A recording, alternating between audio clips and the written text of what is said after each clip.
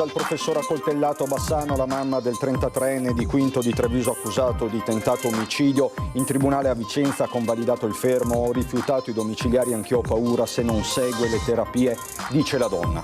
Tragedia questa mattina a Bruniero, un 82enne di Gaiarina è stato travolto da un camion mentre attraversava sulle strisce pedonali, indagato per omicidio stradale l'autista. Nottata da Tregenda nella Marca con paura e danni, a Castagnole di Paese devastato anche il cimitero, decine di interventi dei vigili del fuoco e della protezione civile. Tromba d'aria localizzata su Villorba, anche qui strage di alberi, coppia salvata nel sottopasso allagato, trattoria sott'acqua anche a Spresiano, resta l'allerta gialla. Cantine nuovamente nel mirino dei ladri, almeno 3 i colpi messi a segno la notte scorsa nel Coneglianese. Si tratta delle stesse aziende agricole prese di mira un anno fa, indagano i carabinieri. Troppi furbetti della Naspi e così dalla Confartigianato di Treviso parte l'appello per rivedere lo strumento dedicato a chi perde il lavoro. Il direttore generale Francesco Venanzi e il nuovo commissario dell'Istituto Oncologico Veneto prenderà a titolo gratuito il posto della direttrice Bonavina in pensione dal 1° settembre. Festa a San Vendemiano per le suore protagoniste nei mesi scorsi della clamorosa fuga dal convento di clausura di Vittorio Veneto. Suor Alina e le sue consorelle hanno voluto ringraziare i benefattori. Bentrovati, buonasera telespettatrici, telespettatori di Antenna 3. In primo piano per questa edizione trevigiana dei nostri telegiornali le scuse della mamma di Alberto Zago, il 33enne di Quinto di Treviso accusato dell'aggressione shock ai danni di un professore 62enne a Bassano del Grappa. Il 33enne si trova in carcere a Vicenza, nelle scorse ore è stato convalidato il fermo. L'uomo e la donna, figlio e madre, si sono incontrati proprio in tribunale e il nostro Carlo Inghilleri è riuscito a parlare con la signora Simonetta. La sua voce la sentirete, chiede scusa per quello che ha fatto il figlio. Volevo solo, sono la mamma di Alberto, scusarmi con la famiglia e con il professore. Purtroppo mio figlio ha dei problemi e non ha mai accettato di averli. Io ho fatto del mio meglio per aiutarlo, perché comunque lui non vuole proprio farsi aiutare e non vuole prendere la terapia. Cerca di trattenere l'emozione. Simonetta Franco, pochi minuti prima in tribunale a Vicenza, aveva riabbracciato il figlio Alberto Zago in carcere con l'accusa di aver accoltellato un professore di matematica del liceo Brocchi di Bassano lunedì mattina. Gli ha parlato, gli ha detto che la sua famiglia è con lui. Da mesi Alberto Zago non tornava nella casa di Quinto di Treviso, un allontanamento volontario dopo che da dicembre non aveva più fatto ritorno nella comunità del Bellunese dove viveva da qualche anno. Nella voce quasi sussurrata di mamma Simonetta, la solitudine di famiglie che si trovano a convivere con una malattia che sulle spalle pesa come un macigno. Anche oggi ho rifiutato i domiciliari perché se lui non prende la terapia è cattivo e ho paura io come prima persona, come mamma. Quindi io spero solo che capisca che senza terapia lui non può vivere. Volevo scusarmi da parte mia e di mio figlio più piccolo e anche da parte sua perché lui non sa di essere così, insomma lui non si rende conto di quello che fa. Grazie. Il 33enne quindi rimarrà in carcere, queste le parole dell'avvocato Villanova. Il ragazzo ha risposto alle domande di tipo generico sulla propria residenza, sulla propria condizione, ha ribadito la volontà di avvalersi della facoltà di non rispondere, così come mi aveva già preannunciato che era anche doverosa una simile scelta di fronte a un blackout spazio-temporale mnemonico che il ragazzo non ha superato.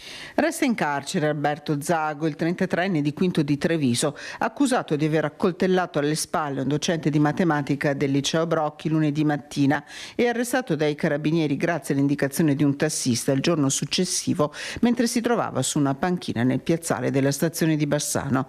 Una situazione di grave disagio, quella di Alberto Zago, ha spiegato l'avvocato Villanova all'uscita dal Tribunale di Vicenza. Io mi sto attivando adesso per recuperare la documentazione relativa al pregresso, allo storico della cura del centro di salute mentale. Vedremo la documentazione con consulente. Un giovane confuso che di lunedì mattina non ricorda nulla, Alberto Zago. L'avvocato Villanova, una volta ricevuta la documentazione dalla comunità che aveva ospitato il 33enne fino allo scorso dicembre e dai servizi sociosanitari che lo avevano in cura, in accordo con la famiglia nominerà un consulente e procederà con la richiesta di incidente probatorio con l'obiettivo di trovare una misura alternativa al carcere. Se sarà possibile trovare la disponibilità di una comunità o di un luogo diverso dal carcere, un'istanza per gli arresti domiciliari. C'è poi il fronte del maltempo, resta l'allerta gialla nella regione del Veneto e nella Marca trevigiana. Sabato mattina fino alle prime ore del pomeriggio il tempo sarà a tratti instabile con possibili rovesci sparsi e locali temporali in successivo diradamento e esaurimento. Non sono esclusi locali fenomeni intensi, per questo il Centro Funzionale Decentrato della Protezione Civile del Veneto ha dichiarato l'allerta gialla fino alla mezzanotte e dichiarato altresì la fase di attenzione per criticità idraulica e questo nelle ore in cui si contano ancora i danni, perché è stata una notte da tregenda quella vissuta in buona parte della Marca trevigiana, colpita la zona di Paese, così a Castagnole dove è in parte devastato il cimitero. Il colpo d'occhio è impressionante, prima il boato dei tuoni, poi il vento fortissimo, infine la pioggia scrosciante. Su Castagnole, a Paese, si è abbattuta una vera e propria tromba d'aria, oltre a improvvisi blackout, sbalzi di tensione, gli alberi caduti. Danni ingenti, soprattutto al cimitero, dove un cipresso secolare è caduto sulla cinta muraria sfondandola e danneggiando di conseguenza numerose tombe. È un cipresso di quanto? 200 anni, 300 anni? È incredibile che venga giù in quel modo. Sono arrivata qui perché mi pareva impossibile che un cipresso potesse cadere. È una cosa che ti colpisce, insomma, perché è un luogo sacro, e sacro per la memoria e anche per coloro che ci hanno lasciati. Vento che non ha lasciato in piedi nemmeno l'albero più grande del giardino della scuola elementare Pascoli.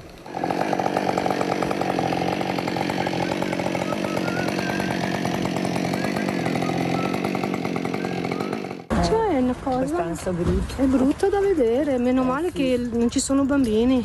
C'erano i tuoni, lampi, e mi illuminava la cucina. Io sì, avevo paura, anche perché ero a casa da sola. 2 giugno del 66. E cosa è successo? È successo l'angelo, una tromba d'aria. E ieri sera è successa una cosa che le hai ricordato? Quasi uguale, quasi compagna.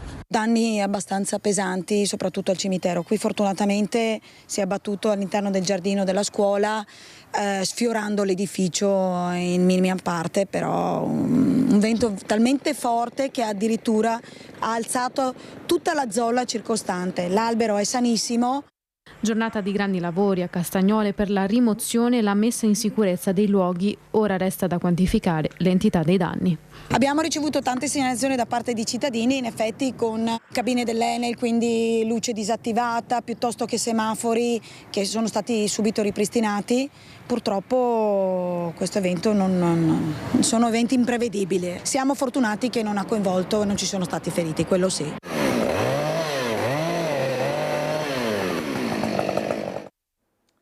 Alla fine nella Marca trevigiana gli interventi dei Vigili del Fuoco sono stati oltre 60, non è stata risparmiata nemmeno la città di Treviso, dove si sono registrati disagi anche a seguito di lunghi blackout.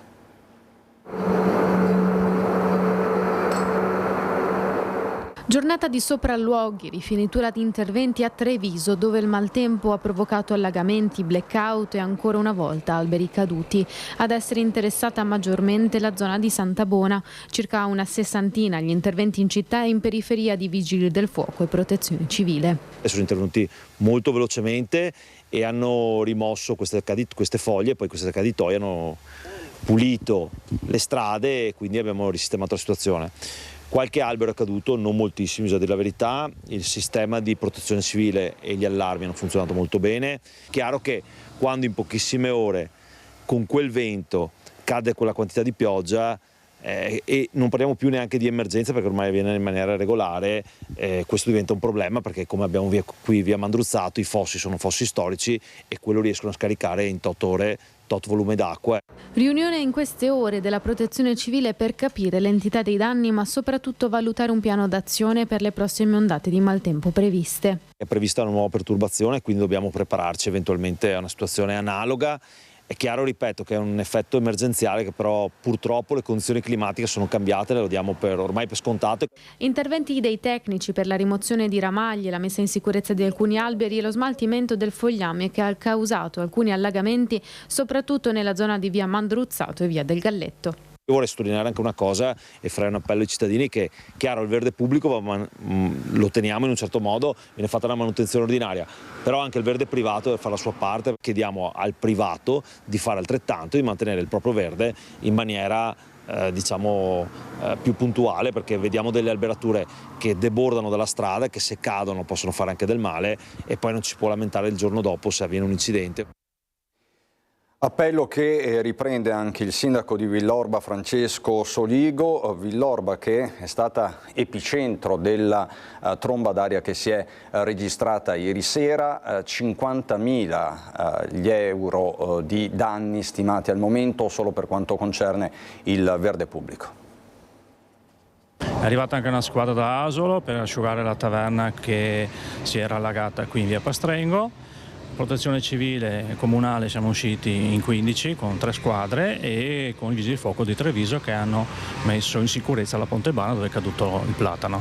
Villorba è epicentro della tromba d'aria che ha colpito la Marca, un passaggio che ha lasciato alle sue spalle circa 50.000 euro di danni.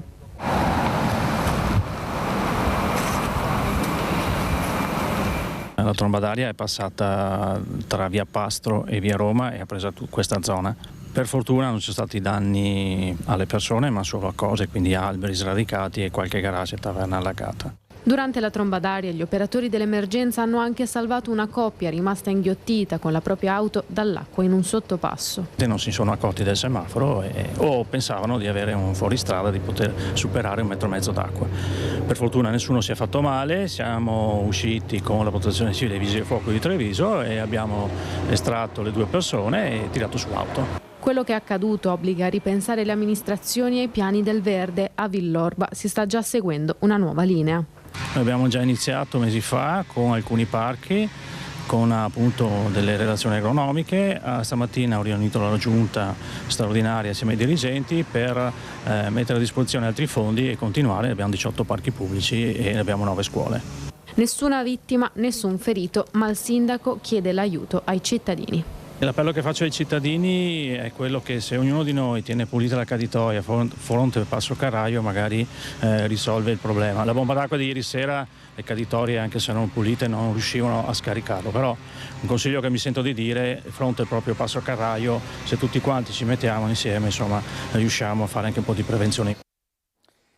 A finire sott'acqua anche una storica trattoria a Spresiano, le lacrime, la commozione, ma anche la gratitudine della titolare. Una signora che ci ha dato una mano gentilissima a buttare fuori l'acqua. Si commuove la proprietaria della trattoria alla stazione di Spresiano. Non poteva credere ai suoi occhi quando ha visto l'acqua entrare nella cucina e nella sala, allagando l'intero locale. Con l'arrivo di temporale, essendo stato male il lavoro dell'asfalto, l'acqua è entrata purtroppo nella trattoria. Purtroppo non è la prima volta che succede, eppure la soluzione definitiva ancora non si vede. Sono già 4-5 anni che stiamo chiedendo aiuti per risolvere il problema. Speriamo che adesso arriverà perché abbiamo ricevuto qualcosa anche da comune, qualche risposta. I clienti arrivati da lontano per cenare hanno dovuto fare dietrofront senza neppure riuscire a sedersi. Abbiamo perso i clienti che avevano prenotati, sono arrivati, sono girati, tornati perché l'acqua era dentro, noi stavamo buttando fuori l'acqua. Hanno prenotato, hanno fatto 30 km per mangiare e sono andati via indietro che non sono riusciti di entrare. Tra le difficoltà però anche un segnale di solidarietà. Una cliente della zona si è precipitata a dare una mano. Abita più avanti da qua, non tanto lontano, ma siamo rimasti contenti. Tragedia questa mattina a Bruniera. Vittorio Ronchesi, 82 anni, residente a Gaiarina, è stato travolto da un tir mentre attraversava sulle strisce pedonali. L'autista, un camionista uzbeko, è indagato per omicidio stradale. Tragedia questa mattina a Bruniera, in via Calderano, all'altezza della rotonda. Erano circa le 10:40 quando Vittorio Ronchesi, 82enne, residente a Gaiarina e originario di Porto Buffolè, in provincia di Treviso, stava attraversando le strisce pedonali. Strisce che, come si nota chiaramente dalle immagini, appaiono ormai sbiadite e poco visibili, anche se sul posto è presente la segnaletica verticale che ne segnala la presenza. In quell'istante è sopraggiunto un camion condotto da un autotrasportatore uzbeko di 33 anni al volante di un mezzo intestato a una società lituana. L'uomo non è riuscito a frenare in tempo e ha travolto l'anziano mentre si trovava in mezzo alla carreggiata. Sul luogo dell'incidente sono arrivati in pochi minuti i soccorritori del 118 che hanno prestato le prime cure all'82enne. L'anziano è stato poi trasportato d'urgenza all'ospedale di Pordenone e accolto nel reparto di terapia intensiva, ma le gravissime lesioni riportate nell'urto non gli hanno lasciato scampo. Poco dopo il ricovero, i medici non hanno potuto fare altro che constatarne il decesso. A seguire i rilievi, i carabinieri della compagnia di Sacile, che hanno avviato tutti gli accertamenti per ricostruire la dinamica dell'incidente e verificare ogni dettaglio. Al momento, il camionista uzbeko, 33enne, risulta indagato per omicidio stradale. Lo conoscevo, una persona riservata, ogni tanto passava, lo si vedeva in piazza, lui abitava al Pio Istituto Elemosiniere, si chiama. Sostanzialmente è una serie di alloggi dove c'è la partecipazione del privato, la parrocchia e il comune. Sono questi mini alloggi dove vivono una decina di famiglie, di persone. Si trovava benissimo là, infatti una delle ultime volte mi fa: sindaco, deve ringraziarlo perché là si sta veramente bene. Quindi era contento di essere in questo alloggio dove hanno la loro libertà comunque di muoversi. È una vera casa di riposo. Chi è nelle condizioni va in giro a piedi piuttosto che come lui stamattina in bicicletta. E poi molto probabilmente, penso io, facendo la strada per andare al centro di uno si va di là a Bruniera e lì dalla rotonda, ahimè, è successo quello che è successo. Assolutamente di vicinanza ai familiari, a quanti l'hanno conosciuto. Ed è sempre comunque una perdita. Quando perdi qualcuno sempre ti dispiace, sempre a prescindere dall'età.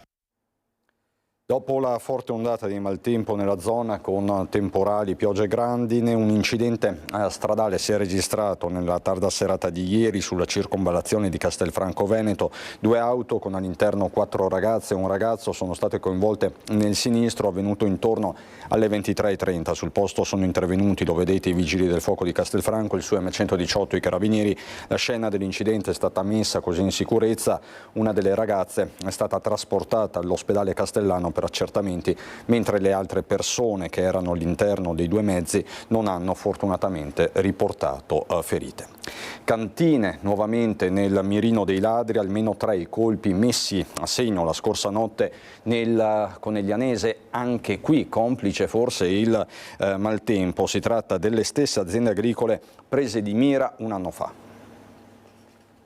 Torna in azione la banda delle cantine tra le colline di Conegliano. 3 i colpi messi a segno in una sola notte, approfittando probabilmente del maltempo che imperversava sulla zona. I malviventi, forse 3 persone, sono entrati nelle aziende agricole Cadei Falchi, l'antica Querce, Biancavigna, forzando le finestre. Una volta all'interno hanno girato tra gli uffici portando via il fondo cassa, qualche centinaio di euro, il bottino complessivo. Le indagini sono affidate ai carabinieri, al vaglio le immagini delle telecamere. Saranno poi analizzate anche le 4 tracce di sangue lasciate da uno dei malviventi che si è ferito dopo aver sfondato una finestra dell'azienda Biancavigna. Quelle prese di mira in queste ore sono le stesse 3 cantine finite nel mirino dei ladri esattamente un anno fa, nel pieno periodo della vendemmia, tra fine settembre e i primi di ottobre. In quell'occasione sia Cadei Falchi che alla cantina Biancavigna la banda, 3 uomini in azione e un quarto a fare da palo, immortalata nelle immagini della videosorveglianza, si era introdotta nel wine shop stop prima di spostarsi negli uffici mettendo tutto a soqquadro. Nel primo caso era scappata con un sacchetto contenente alcune monete. Ben più ingente invece il bottino in via Montenero, diverse migliaia di euro i danni subiti. Durante questi furti era stato ipotizzato l'utilizzo da parte della banda di un disturbatore per interrompere o bloccare il sistema d'allarme. I colpi della notte scorsa sembrano ripercorrere quanto accaduto all'incirca nello stesso periodo un anno fa e torna la preoccupazione tra le cantine coneglianesi. I temi della sanità con il direttore generale dell'ULSS-2 Francesco Benazzi, che raddoppia e diventa commissario dell'Istituto Oncologico Veneto. Prenderà il posto della direttrice Bonavina, che andrà in pensione dal 1° settembre. Volevo ringraziare di cuore il presidente Zaia per la fiducia e anche l'assessore Lanzarin. Io cercherò di fare il mio meglio, sicuramente succede una persona bravissima, la dottoressa Bonavina, alla quale sicuramente chiederò consigli per continuare a tenere il livello così elevato dello IOV ovviamente sia all'interno della Regione Veneto che in campo nazionale. Sarà all'insegna della continuità l'impegno del direttore generale dell'ULSS-2 Francesco Benazzi, nominato dal presidente della Regione Luca Zaia commissario dell'Istituto Oncologico Veneto, incarico svolto a titolo gratuito che assumerà dal 1° settembre, quando l'attuale direttrice generale dello IOV Maria Giuseppina Bonavina andrà in pensione. Benazzi, oltre al ruolo di commissario, continuerà a restare alla guida dell'azienda sanitaria trevigiana. Chiamiamolo un doppio incarico, uno di direttore generale e l'altro di commissario, e cercherò ovviamente di dividermi in modo equo, in modo da riuscire a dare delle risposte agli utenti in tutte le due posizioni. Ovviamente con l'aiuto dei miei validi collaboratori. Stiamo parlando di due storici e apprezzatissimi manager della sanità veneta, sottolinea il presidente Zaia, che nei rispettivi incarichi per anni e anni hanno condotto egregiamente le strutture loro affidate. In quest'ottica si tratta di una sorta di staffetta tra due professionisti di chiara esperienza e capacità. Benazzi è già pronto a mettersi al lavoro per il suo nuovo incarico. Dal 1° settembre incontrerò la direzione, incontrerò i primari, mi confronterò con loro e credo che la strategia sia quella che sempre di più lo IOV debba diventare, che di fatto già lo è, un riferimento a livello nazionale e internazionale. Dalla sanità ai temi dell'economia e del lavoro, troppi furbetti della NASPI, e così dalla Confartigianato di Treviso parte l'appello per rivedere lo strumento dedicato a chi perde il lavoro.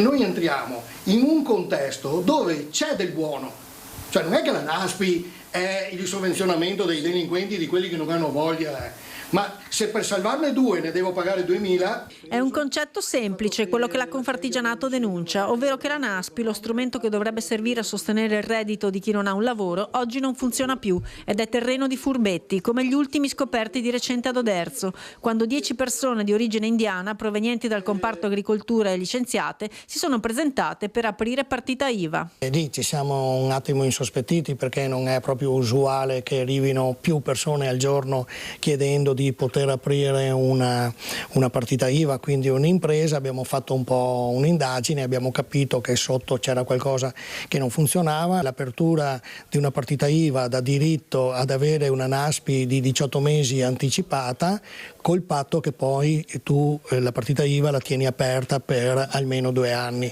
Però il sospetto che uno che arriva da Nuova Delhi prenda questi 15-16 mila euro cash e poi se ne torni per gli affari suoi da qualche parte nel mondo ci è venuto, e quindi lì abbiamo scelto di non renderci complici. La questione è più ampia però. Oggi lo strumento consente a molti di non impegnarsi a cercare un lavoro, nonostante le aziende invece cerchino disperatamente manodopera, perché possono arrotondare anche con lavori in nero, mentre le aziende artigiane trevigiane pagano 16 milioni di euro l'anno per sostenere la NASPI. Di fatto uno non è incentivato a cercare lavoro, o comunque non è incentivato a cercarlo presto. Qui a Treviso, nel Veneto in generale, uno che cerca lavoro nell'arco di 2 o 3 mesi lo trova, se non non lo trova vuol dire che lo cerca male. I numeri lo dicono chiaramente, dal 2022 al 2023 ci sono quasi 2.000 percettori di NASPI in più, da 21.700 a 23.400. Se leghiamo questo numero, i 2.000 percettori di NASPI in più, al fatto che le aziende hanno sempre maggiore difficoltà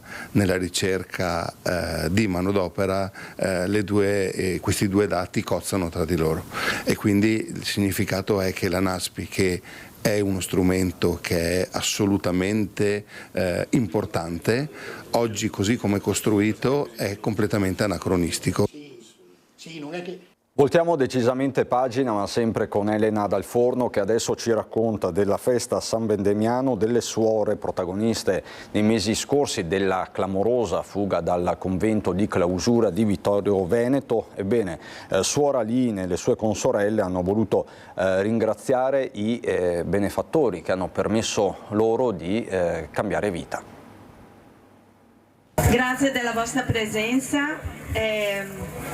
Questo è un momento di ringraziamento, è un piccolo ringraziamento che possiamo offrire a voi, che ci avete aiutato nei momenti che noi più avevamo bisogno. Quindi se noi siamo qui è soprattutto grazie anche a voi. Una festa per ringraziare la comunità e i tanti sostenitori che le hanno aiutate. Madre Aline e le altre 11 consorelle, fuggite dal convento dei Santi Giacomo e Protásio a Vittorio Veneto nell'aprile scorso, hanno voluto festeggiare così, nonostante la pioggia battente, le tante persone che si sono prodigate per aiutarle nella loro nuova vita dopo la fuga.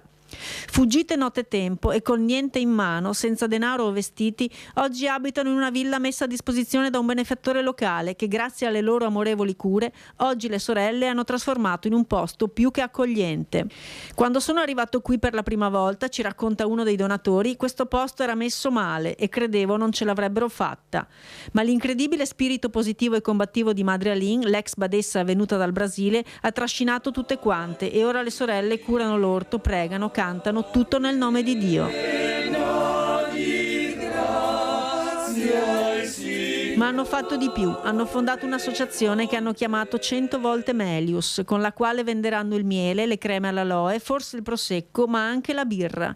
Tutti le stanno aiutando, persone comuni e produttori locali, a dimostrazione del bene che hanno seminato e che continueranno a dare, in una nuova veste, anche social, ma certamente nella gratitudine. E la gratitudine è un dono di Dio, quindi la gratitudine viene da Dio.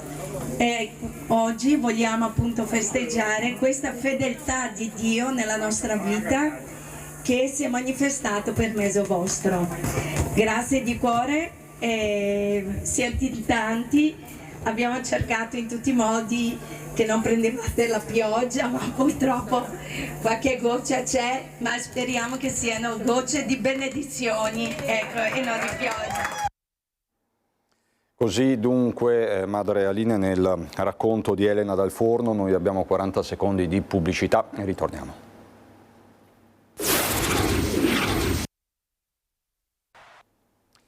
Di nuovo in diretta la politica. Si è concluso da poco il direttivo del Partito Democratico del Veneto, che ha ufficializzato simbolo, lo vedete, e liste provincia per provincia, con la soddisfazione del segretario Martella, che dice: abbiamo costruito liste solide radicate nei territori, rappresentative della società veneta e delle sue energie migliori. Per Treviso confermati Claudio Beltramello, consigliere comunale a Castelfranco Veneto, Elisa Maria Bressan, docente e vicepresidente del Consiglio Comunale di Montebelluna, Lorenzo Fabiani, imprenditore, ex assessore a Pieve del Grappa, coordinatore PD dell'area pedemontana, Barbara Denardi, avvocata e assessore a Vittorio Veneto, Paolo Galeano, assessore ed ex sindaco di Preganziol, coordinatore regionale di Avviso Pubblico, Sandra Sofia Perulli, musicista, direttrice d'orchestra, consigliera comunale a Casale sul Sile, Omar Lapecia bis, presidente ANPI Conegliano, Slow Food Altamarca, Antonella Tocchetto, avvocata e consigliera comunale a Treviso, Raffaele Marcon, fisioterapista, ex consigliere comunale, presidente del centro culturale La Pira. Quindi c'è l'ufficialità da parte del Partito Democratico che, come sapete, sta giocando d'anticipo rispetto agli avversari del centrodestra. Ci sono le previsioni del tempo del nostro generale Iannicelli, sempre preziosissimo, le previsioni del tempo per questo ultimo fine settimana di agosto. Dopo le piogge intense che ci hanno interessato nelle scorse ore dovute al passaggio di più un sistema perturbato, fenomeni intensi ma di breve durata, ma molto intensi, una quantità di pioggia molto forte è caduta sulle nostre zone. Ora però la questione cambia, l'anticiclone delle Azzorre con più decisione si impossesserà delle nostre zone, questo garantirà una pausa di tempo discreto, ecco, per fine settimana, anche se notate proprio per sabato una coda di un sistema perturbato che scorrerà su di noi porterà di nuovo un piccolo peggioramento ma poco significativo. Notate però sull'Atlantico già un sistema perturbato molto più organizzato, molto più intenso, che già da martedì potrebbe di nuovo invadere le nostre zone e apportare un nuovo, anche se veloce, peggioramento del tempo con fenomeni localmente anche più intensi. Più in dettaglio quindi su Treviso, su tutto il Trevigiano, per domani una nuvolosità irregolare, nel primo pomeriggio possibilità, come dicevamo, di un aumento della copertura e localmente qualche breve precipitazione, comunque poco significativa. Poi una tendenza a rasserenamenti, al sereno che dovrebbe accompagnarci in gran parte la giornata di domenica e anche di lunedì. Martedì un peggioramento e poi una variabilità con ampi spazi di sereno nel proseguio della settimana. I venti sono deboli, di direzione variabile, c'è localmente qualche rinforzo e le temperature nella media 15-17 gradi le minime, le massime dai 25 ai 27 gradi. L'Alto Adriatico mosso, localmente molto mosso. È tutto. Andiamo ora nel Bellunese.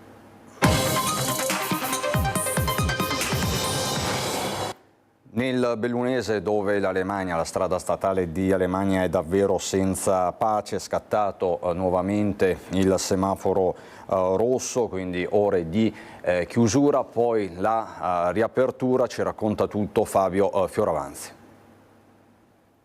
Altra nottata di passione per la strada statale 51 di Alemagna a San Vito di Cadore.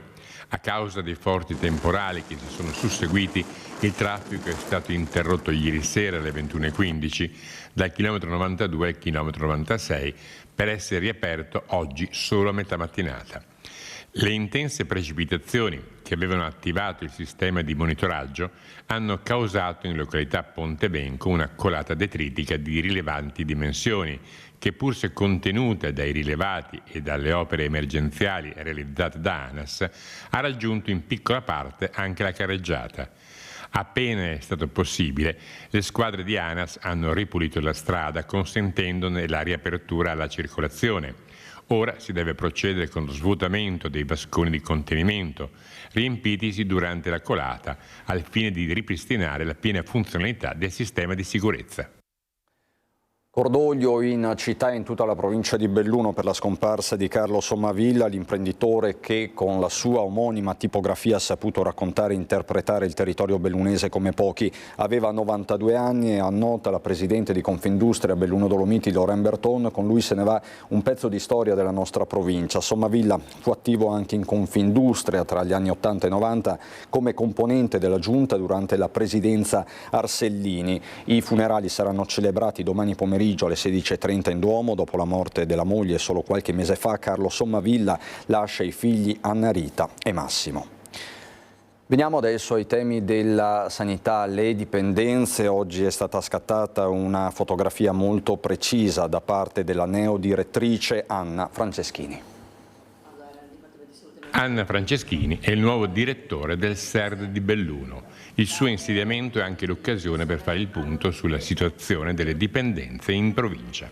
Ricordiamo l'esperienza importante che si sta sviluppando in Auronzo per quanto riguarda l'alcologia, ma sono interessati i territori di Feltre, di Belluno, di Agordo e naturalmente appunto quello del Cadore. Ogni SERD ha la sua peculiarità, caratteristiche rispetto alle zone da dove provengono, per esempio l'Agordino e il Cadore È chiaro che anche proprio a livello di utenza dipende un po' dalla storia, dalla riservatezza per esempio nelle valli è più difficile che accedano ai servizi. Servizi che parlano di 1 migliaio di persone assistite, una cinquantina per dipendenza dal gioco, quasi 400 per dipendenze dalle droghe, ma addirittura 478 per dipendenza da alcol.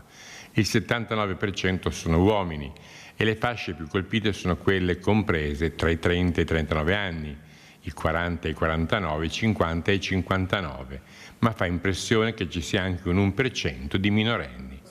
Nel primo semestre del 2025 i ricoveri sono stati 42 e se in provincia di Belluno si fuma meno che in Veneto, però si beve di più e quasi un bellunese su 3, pur non avendo dipendenze vere e proprie, fa uso di alcol in maniera scorretta. I dati del consumo ci dicono ad esempio che come in realtà tutta la regione Veneto c'è un consumo eccedentario, diciamo così, di alcol superiore alla media nazionale, mentre ad esempio rispetto al fumo siamo a un livello inferiore del fumo di tabacco non solo rispetto alla media del Veneto ma anche alla media nazionale. Quindi. Preoccupa più l'alcol o preoccupano più le dipendenze da sostanze?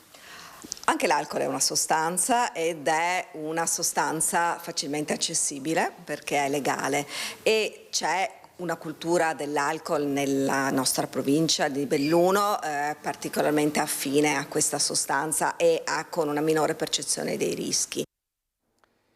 Maxi controlli ai fungaioli, 100 kg di porcini sequestrati e oltre 10.000 euro di multe in Cadore e Comelico. L'attività è dei carabinieri forestali che nelle ultime settimane hanno intensificato i controlli con un bilancio significativo, 42 le sanzioni elevate per un controvalore complessivo di oltre 10.000 euro. Residenti e associazioni hanno segnalato una pressione crescente nei boschi del Cadore e del Comelico e gli accertamenti hanno confermato. Le violazioni più frequenti hanno riguardato la raccolta nei giorni di divieto, l'assenza di permesso, l'utilizzo di contenitori non idonei e il superamento dei limiti consentiti. Oltre ai controlli sulla raccolta funghi sono state elevate 12.000 euro, 12 multe per un totale di 2.400 euro per transito non autorizzato di mezzi motorizzati lungo le strade forestali della Val Bisdende, quindi nel cuore del Comelico.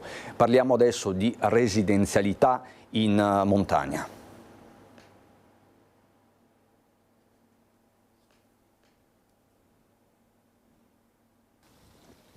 Le offerte di lavoro superano la disponibilità di alloggi in provincia di Belluno, un refrain che ci accompagna oramai da diverso tempo negli anni in cui lo spopolamento della montagna è stato individuato come il principale nemico dello sviluppo di queste terre. Una mano sul cuore, l'altra alla cassa del Fondo Comuni di Confine che si è messo a disposizione dei comuni per agevolarli nel recupero o ristrutturazione di immobili di proprietà ma dismessi. Hanno cominciato a fare un ragionamento del dire cosa facciamo di questi locali ed è un ragionamento che è iniziato ma che darà dei frutti anche con altri interventi. Intanto sono oltre 10 milioni di euro disponibili per il recupero di 7 immobili dai quali saranno ricavati complessivamente circa 55 fra micro alloggi e appartamenti nei comuni di Feltre, Lamon, Santo Stefano di Cadore, Agordo, Cortina, Lozzo di Cadore e Cesio Maggiore. A Palazzo Piloni il pacchetto dei progetti è stato illustrato dai rispettivi amministratori. La provincia ha fatto la sua parte per gli immobili di proprietà principale che sono l'ex caserme dei Carabinieri di Feltre, Santo Stefano e Lamon, pure se al comune feltrino è toccato mandare giù un boccone amaro e il vice sindaco Gianpietro Darugna non ne ha fatto mistero. Inizialmente era stato dato come problema economico la ristrutturazione della caserma, però vedo che i soldi per ristrutturarla qua ci sono. Darugna ne ha fatto un problema di perdita dei servizi per il cittadino ed è un po' un cane che si morde la coda visto che è strettamente collegata con il calo demografico. Ma per chi ha la volontà e la forza per restare, i comuni possono fare la propria parte. Nella prossima programmazione, in qualche maniera che inizierà a metà del 2026, uno dei cardini fondamentali del finanziamento sarà proprio quello di dotare i singoli comuni che hanno determinati indici, spopolamento, valore immobiliare molto elevato, di risorse finanziarie per fare degli interventi e poi decidere cosa fare. E poi ci vuole la collaborazione fra pubblico e privato. Questo è un atto pubblico, ma è chiaro che anche il privato dovrà fare la sua parte. Chi è proprietario di alloggi che in questo momento tiene chiusi e che dovremmo cercare di capire perché lo fa e perché non lo può mettere a disposizione di chi ha bisogno. E poi anche il mondo delle imprese, perché qui dobbiamo lavorare tutti insieme in rete con questo obiettivo. Per combattere lo spopolamento, questo penso sia una delle strade da percorrere. Vi do i nomi ufficiali della lista del Partito Democratico anche per la provincia di Belluno. Come sapete, pochi minuti fa si è conclusa la direzione regionale del partito, quindi nella lista bellunese del Partito Democratico ci saranno figure fortemente legate ai territori montani, recita la nota del PD. Alessandro Del Bianco, già vice sindaco di Feltre, segretario provinciale del Partito Democratico. Yuki De Miglia, ex assessore a Belluno. Susi Candiago, segretaria del Circolo PD di Sette Ville, consigliera comunale. Irma Visalli, urbanista, già assessore provinciale comunale a Feltre. Luca Balbinot, vice sindaco di Soverzene. Vi do poi un'altra comunicazione che arriva dal Ministero della Salute, che ha pubblicato il richiamo di 4 lotti di mozzarella per pizza marchio Latteria Soligo, perché su una parte del latte utilizzato per la produzione delle referenze indicate è stata riscontrata presenza di inquinanti. Il latte non risulta quindi normativamente idoneo all'utilizzo. I lotti richiamati, tutti prodotti nello stabilimento di Soligo Treviso, recita sempre la nota del Ministero, e con scadenza 31 agosto 2025 riguardano per lo più lotti di mozzarella per pizza, pizza filone, pizza julienne, pizza filone cube, pizza cubettata, mozzarella per pizza cubettata. Il numero dei lotti lo trovate anche sul sito del Ministero della Salute. Non ho ulteriori aggiornamenti da darvi né da Belluno né da Treviso, e quindi tutto anche per questa edizione. Subito dopo la sigla c'è il meteo, buon proseguimento.